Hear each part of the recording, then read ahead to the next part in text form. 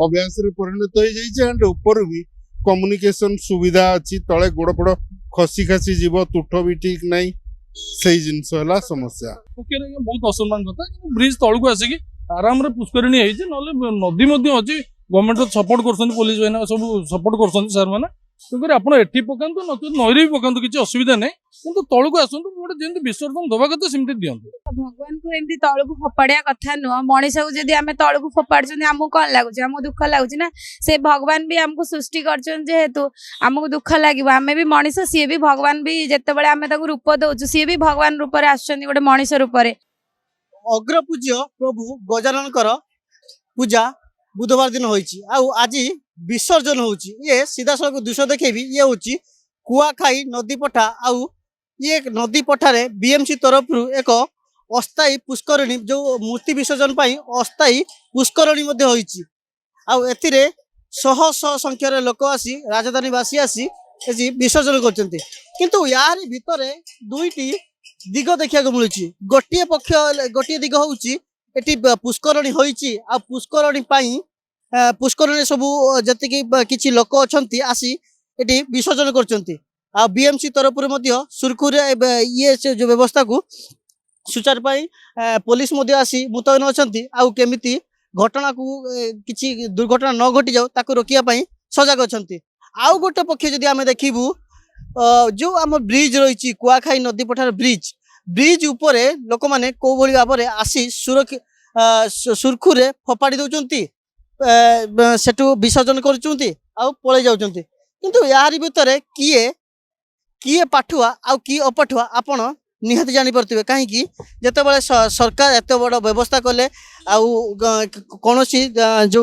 दुर्घटना रोकिया ये सब व्यवस्था कले या नहीं बड़ प्रश्न आसुची किए लोक मैंने कहीं एमती किसी लोक अच्छा आलोचना करवा मो ना अमरजीत प्रधान शहीद नगर मार्केट बिल्डिंग वेलफेयर एसोसिएशन तरफ आम आसते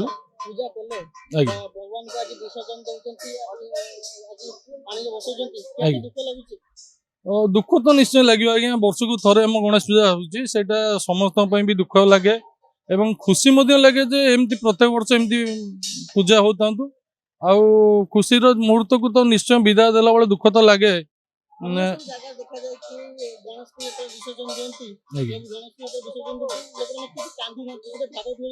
निश्चय निश्चय आज्ञा यहाँ मनुष्य आत्मा सहित भगवान सहित आत्मार मिलन होता है एवं से आत्माटा जो दूरी जाए से तो निश्चय दुख तो लगे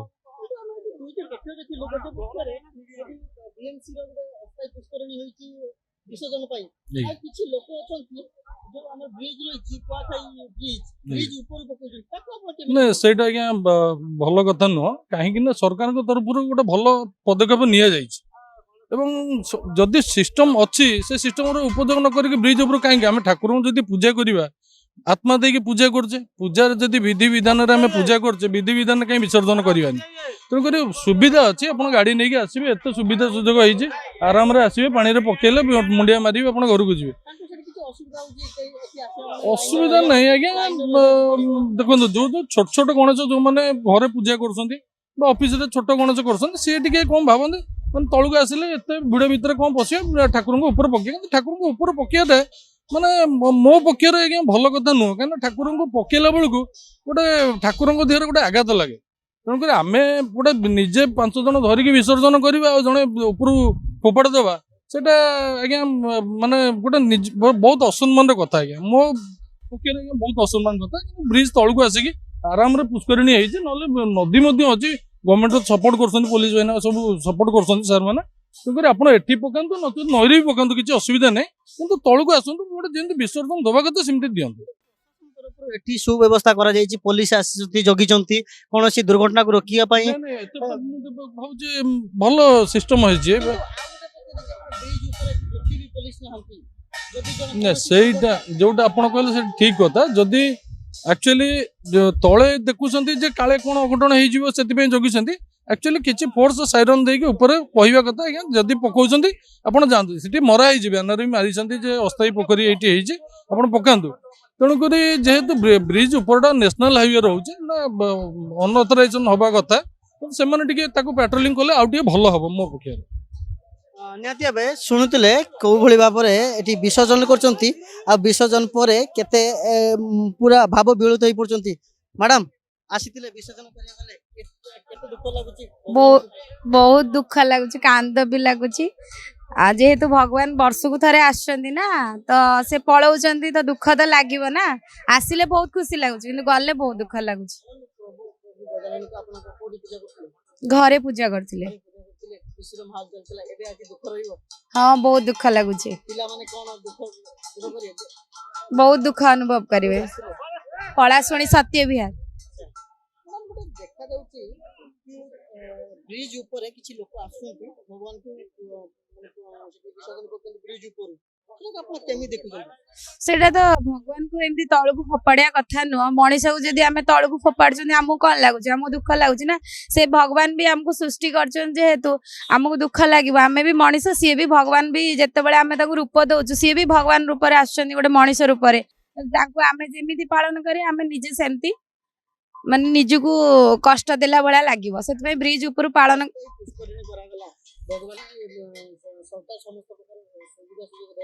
କିନ୍ତୁ ଲୋକମାନେ ଏତେ ସୁବିଧାବାଦୀ କାହିଁକି କେମିତି ହେଇପାରୁଛନ୍ତି? କି ସେ ସାମ୍ନା ଯାଉଛନ୍ତି ଠାକୁରଙ୍କ ଅସମ୍ମାନ ସହିତ ପକଉଛନ୍ତି। ସେଟା ଅସମ୍ମାନ ହଁ, ବହୁତ ଖରାପ ଲାଗୁଛି। ସେଟା କରିବା କଥା ନୁହଁ। ଯେହେତୁ ଆସିଲେ ଘଣ୍ଟା ଘଣ୍ଟା ଲାଇନରେ ଛିଡା ହେଇ ଆପଣ ବିସର୍ଜନ କଲେ, ସେମାନେ କଣ ସୁବିଧାବାଦୀ ହେବା ପାଇଁ ସେ ଉପରେ ପକଉଛନ୍ତି? ନାଇଁ, ସେଟା କେମିତି ସୁବିଧାବାଦୀ ହବା ପାଇଁ କେମିତି ଉପରେ ପକଉଛନ୍ତି? ସେଟା ଭଲ ନୁହଁ ନା। ଉପରେ ପକେଇବା କଥା ନୁହଁ। ଭଗବାନଙ୍କୁ ଆଣୁଛନ୍ତି ଏତେ ଖୁସିରେ, ପୁଣି ଦୁଃଖରେ ବିସର୍ଜନ ଯୋଉ ଦୁଃଖରେ ଦଉଛନ୍ତି, ଉପରୁ ତଳକୁ ପକେଇବାଟା କେମିତି? ସେଟା ଭଲ ନୁହଁ। ନିହାତି ଭାବେ ଶୁଣୁଥିଲେ କୋଉ ଭଳି ଭାବରେ ଏ ମ୍ୟାଡାମ ଜଣକ କହୁଥିଲେ କି ଯୋଉ ଲୋକମାନେ ଆସୁଛନ୍ତି ଆଉ ଆସିବା ପରେ ଏମାନେ କେମିତି ବିସର୍ଜନ କରୁଛନ୍ତି ତାହା ସିଧାସଳଖ ଦୃଶ୍ୟ ଦେଖୁଥିଲା। ଆଉ ଏବେ ଆପଣଙ୍କୁ ଯୋଉ ବ୍ରିଜ ଉପରୁ ଯୋଉମାନେ ଠାକୁରଙ୍କୁ ଭସାଉଛନ୍ତି ଆଉ ବିସର୍ଜନ ଦଉଛନ୍ତି ତାଙ୍କ ପାଖରୁ କିଛି ପ୍ରତିକ୍ରିୟା ନବା। ଦୁଃଖ ଲାଗୁନି? ଦୁଃଖ ତ ନିହାତି ଲାଗୁଛି। ଆମେ ବି ସମସ୍ତେ ଆସିଲେ ଯିବାକୁ ପଡିବ। ପୁଣି ଆର ବର୍ଷକୁ ଗଣପତି ଆସିବେ, ପୂଜା ହେବେ, ତାପରେ ଯିବେ। ଯିଏ ସଂସାରକୁ ଆସିଛନ୍ତି, ଭଗବାନ ଯୋଉ ବି ଅବତାରରେ ଆସିଛନ୍ତି, ତାଙ୍କୁ ଯିବାକୁ ହିଁ ପଡିବ। ସମସ୍ତେ ସମସ୍ତଙ୍କର ଅଭିନୟ ସାରିକି ଯିବେ। ମଣିଷ ବି ଯାଉଛନ୍ତି, ଭଗବାନ ବି ଯାଉଛନ୍ତି। ଆମର Jaydev Vihar office, extreme India finserv private limited. ପୁଣି ଆର ବର୍ଷକୁ ଅପେକ୍ଷା କରୁଛୁ।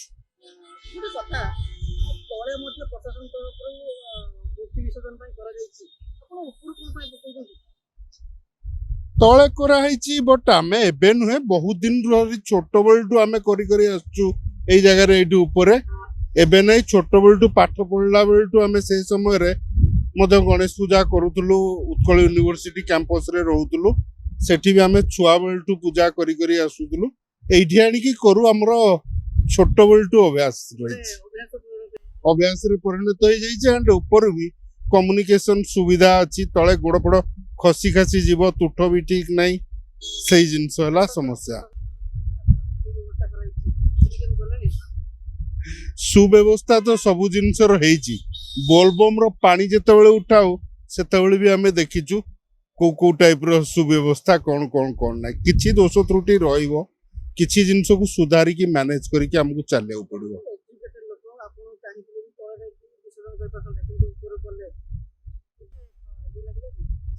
ଆଜ୍ଞା ଦେଖନ୍ତୁ, ପ୍ରଥମ ଜିନିଷ ହେଲା ତଳେ ମାନେ ଭସାଣି ଆଣ୍ଡ ସବୁ ଜିନିଷରେ, ବିଭିନ୍ନ ଜିନିଷରେ ଆପଣ ବି ବହୁତ ଘଟଣା ଶୁଣୁଥିବେ, ଜାଣୁଥିବେ।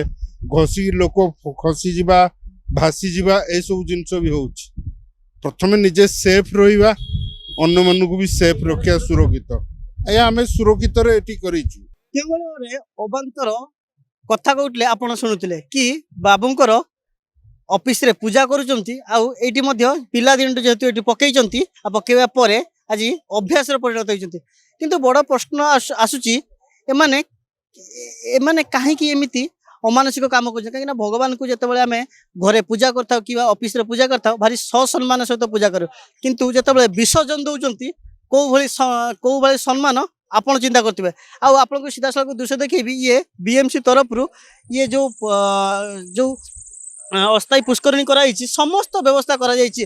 ଶ୍ରମିକ ମାନଙ୍କୁ ନିୟୋଜିତ କରାଯାଇଛି ଏକ ଜେସିବି ମଧ୍ୟ ନିୟୋଜିତ ଅଛନ୍ତି ଆଉ ପୋଲିସ ମଧ୍ୟ ଏଠି ନିୟୋଜିତ ଅଛନ୍ତି କାହିଁକି ନା ଯଦି କୌଣସି ଯଦି କୌଣସି ଦୁର୍ଘଟଣା ଘଟେ ତାହାକୁ କେମିତି କଣ୍ଟ୍ରୋଲ କରାଯିବ ଆଉ ତା ପାଇଁ ମଧ୍ୟ ସଜାଗ ଅଛନ୍ତି ଆଉ ବିଏମସି ତରଫରୁ ये जो ବ୍ୟବସ୍ଥା କୁ ଆମେ ମଧ୍ୟ ସ୍ୱାଗତ କରୁଛୁ ଆଉ ବଡ଼ କଥା ହେଉଛି ଏ ଲୋକଙ୍କର ମାନସିକତା କେବେ ଚେଞ୍ଜ ହେବ ବଡ଼ କଥା କାହିଁକି ନା ଦୁଇ ପକ୍ଷରେ ଯେଉଁ ଗୋଟିଏ ପକ୍ଷ ରହିଛି ଏ ଯେଉଁ